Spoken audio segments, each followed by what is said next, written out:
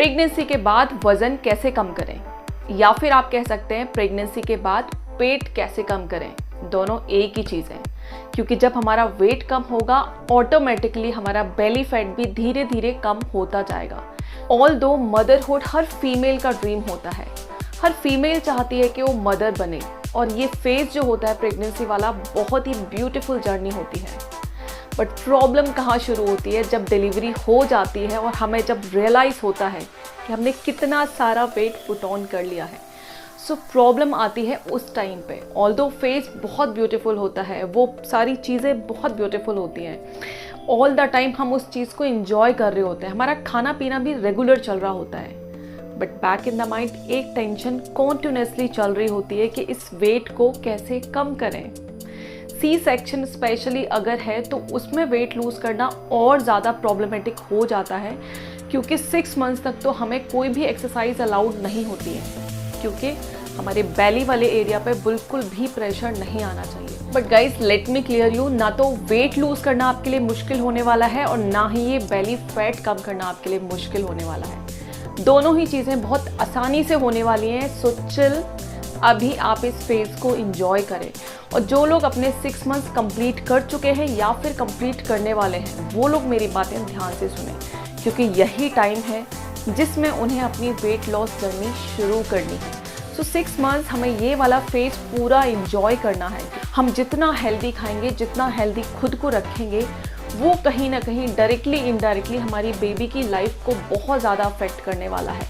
सो इस फेज़ को आप अच्छे से इंजॉय करें, अच्छे से खाए पिए, उसके साथ कुछ छोटी छोटी चीज़ें ज़रूर ध्यान रखें जिससे आपका एक्स्ट्रा वेट नहीं बढ़ेगा। सो वीडियो डिवाइड होने वाला है 2 पार्ट में। पहला पार्ट हम कैसे अपने वेट को और बढ़ने से रोकें, जो है वो तो मेंटेन रहेगा, बट और बढ़ने से कैसे रोकें। दूसरे पार्ट में हम बात करेंगे कि जो वेट बढ़ चुका है उसको भी हम कैसे रिड्यूस करें।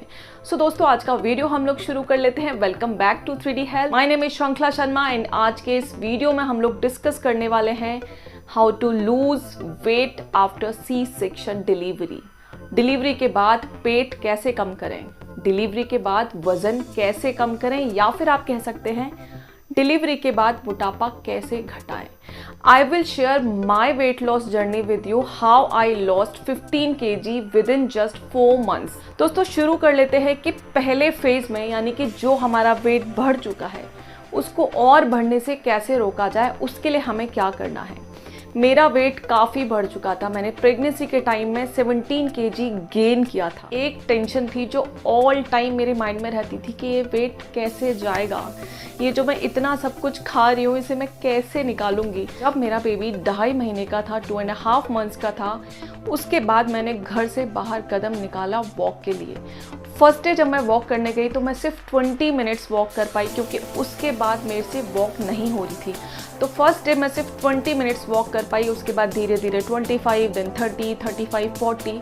सो इनिशियली मैंने 40 to 45 मिनट्स की वॉक का टाइम निकाला। मुझे उस टाइम सिर्फ एक ही चीज़ समझ में आ रही थी, जिससे मुझे कोई भी न्यूट्रिशन नहीं मिल रहा था, जो मेरे लिए बिल्कुल भी ज़रूरी नहीं थी, बट मेरी क्रेविंग्स थी जो मैं खाई जा रही थी, वो था मीठा। मीठा मेरे लिए बिल्कुल भी ज़रूरी नहीं था, वो मेरी बेबी के लिए भी किसी काम का नहीं था। सो मुझे लगा ये एक ऐसी चीज़ है जिसे मैं बहुत ईजीली कट कर सकती हूँ, और वो मैंने कम्प्लीटली कट कर दिया।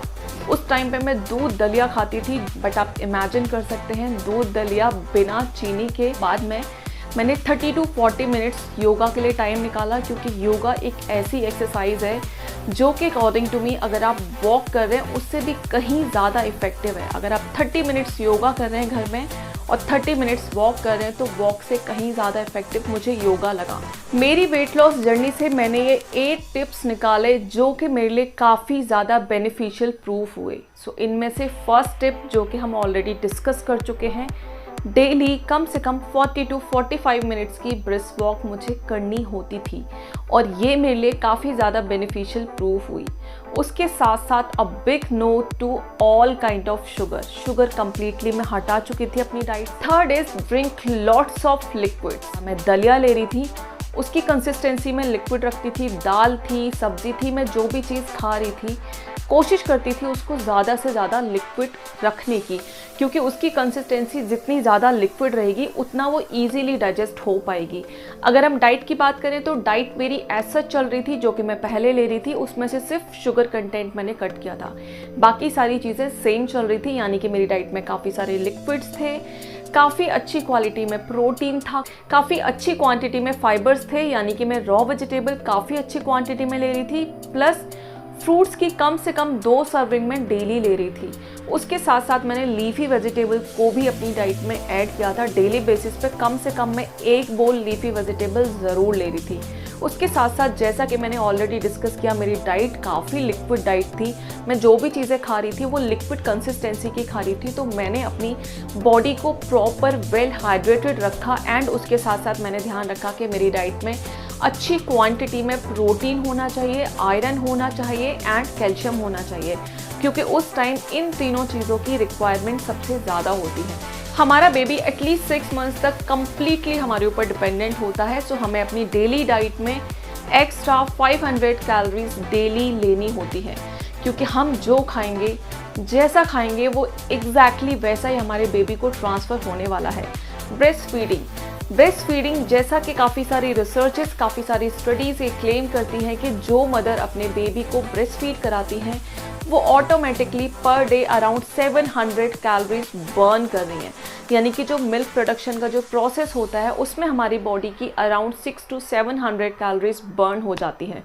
सो अगर आप अपने बेबी को ब्रेस्ट फीड करा रहे हो, वो भी एक सिंपल एंड नेचुरल तरीका है वेट लूज़ करने का। उसके बाद अगर मैं बात करूँ कि मैंने अपनी डाइट से कौन सी चीज़ें कम्प्लीटली हटा दी, वो थी जंक फूड, पैक्ड फूड, बाहर का खाना मैं कुछ भी नहीं खा रही थी।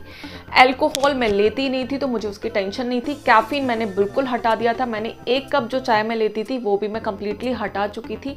उसके साथ साथ जो चीज़ें हम घर में खा रहे हैं वो भी हमें बहुत ज़्यादा हैवी, बहुत ज़्यादा स्पाइसी नहीं खानी है, क्योंकि इस टाइम पे हमारा डाइजेशन उतना प्रॉपरली फंक्शन नहीं कर पाता है और कहीं ना कहीं बेबी का डाइजेशन भी उससे अफेक्ट होता है। हमें वो सारी चीज़ें नहीं खानी है जो कि गैस एंड ब्लोटिंग के लिए रिस्पॉन्सिबल हैं। सो लेग्यूम्स आपको बहुत ज़्यादा नहीं खाने हैं एंड कुछ वेजिटेबल भी ऐसी हैं जो कि गैस प्रोड्यूस करती हैं, सो वो भी हमें कट कर देनी है अपनी डाइट से। मैंने अपनी ईटिंग हैबिट्स में एंड अपनी लाइफस्टाइल में कुछ चेंजेस किए।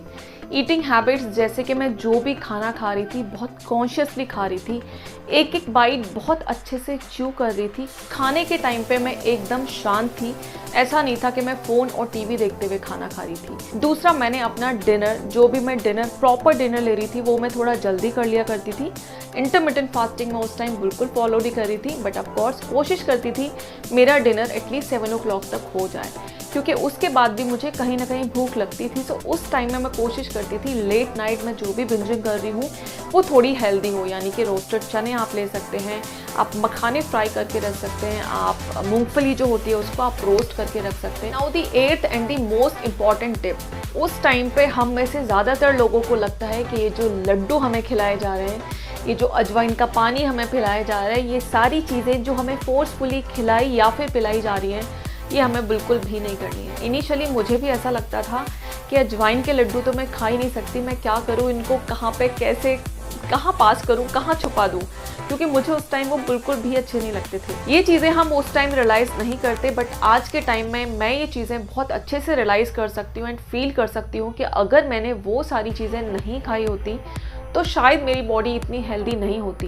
मेरे दोनों बेबी सिजेरियन हैं, 2 C-सेक्शन डिलीवरी होने के बाद भी मुझे आज के टाइम में ना कोई बैक पेन है, ना कहीं और कोई पेन है, ना कोई और प्रॉब्लम है, और मेरा जो वेट लॉस प्रोसेस था वो काफ़ी स्मूथ था, काफ़ी इजीली मेरा वेट जा रहा था इन्हीं सारी होम रेमेडीज़ की वजह से। सो हमारे इन लॉज, हमारे पेरेंट्स हमें जो भी कुछ खिला रहे हैं उससे आप चुपचाप खा लीजिए और इस स्पेस को अच्छे से इंजॉय करिए, क्योंकि जो आप इस टाइम में खाने वाले हैं वो पूरी ज़िंदगी आपके काम आने वाला है। इस टाइम का जो नरिशमेंट है, इस टाइम की आपकी जो डाइट है वो बाद में आपको काफ़ी हेल्दी बनाएगी, बाद में आपकी इम्यूनिटी को काफ़ी ज़्यादा बिल्ड करेगी, प्लस आपकी बेबी के हेल्थ के लिए भी ये डाइट कहीं ना कहीं काफ़ी ज़्यादा रिस्पॉन्सिबल है। अब बात करते हैं बहुत इंपॉर्टेंट एंड सीक्रेट टिप की। अगर हम 6 मंथ्स के अंदर ही अपनी वेट लॉस जर्नी शुरू कर देते हैं तो उस टाइम में हम काफ़ी जल्दी अपना वेट लूज़ कर पाते हैं, क्योंकि 6 मंथ्स तक हमारी बॉडी में ऐसे काफ़ी सारे हार्मोन्स सिक्रीट होते हैं जो कि कहीं ना कहीं वेट लॉस में हमारी हेल्प करते हैं। 6 मंथ्स के बाद धीरे धीरे इन हार्मोन्स का प्रोडक्शन एंड सिक्रीशन कम हो जाता है, सो हमारी वेट लॉस जर्नी को ये बूस्ट नहीं कर पाते। मैंने अराउंड 4 मंथ्स में अपना 15 kg वेट बहुत ईजीली लूज़ किया, बहुत स्मूथली लूज़ किया, वो मुझे बिल्कुल भी पता नहीं चला। प्रॉब्लम तब हुई जब मेरा वेट वापस 72 पे जाके स्टक हो गया। सो 72 पे स्टक होने के बाद कैसे मैंने अपना वेट लॉस प्लेटो हिट किया और वापस अपनी वेट लॉस जर्नी को रीस्टार्ट किया, वो आप चेकआउट कर सकते हैं इस वीडियो में। जो लोग अपना वेट लूज कर चुके हैं और उसी वेट को मेंटेन करना चाहते हैं तो you can check out this video. So दोस्तों, मिलते हैं किसी और वीडियो में किसी और टॉपिक के साथ। तब तक के लिए bye bye, take care, stay healthy and stay happy. Thank you so much.